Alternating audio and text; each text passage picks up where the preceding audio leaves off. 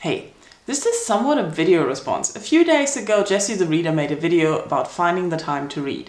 And he kindly rolled his eyes to all of us who say we're too busy to find the time to read.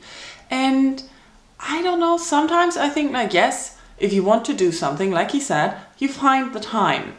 But if you're like me, you just want too many things at the same time. Usually I'm pretty good at organizing my day and having like time to read, time for YouTube, time for TV, time for friends, time for work.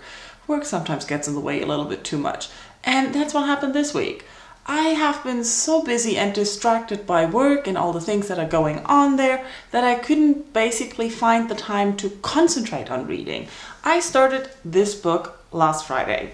And do you want to know where I am? Page 60. Seriously, 60 of 400 for the whole week. That's like reading nothing. And I just couldn't sit down and read. And Jesse said that if you want to read, you find the time. And if you don't have time, how come you have time for YouTube and TV and everything? And it's just, reading is not the only thing I want to do. For me, if I plan a day and I say like, oh yes, I have like hours to read, maybe in the afternoon. And then a friend calls and says like, hey, want to come over for coffee? Yeah, you know what I would do. I'd go for coffee. He said reading in between commercial breaks while watching television. And I don't do that. I don't like to read 5-minute snippets. I just can't. I zap around. It's like I don't want to read and watch TV. I either watch TV or I read.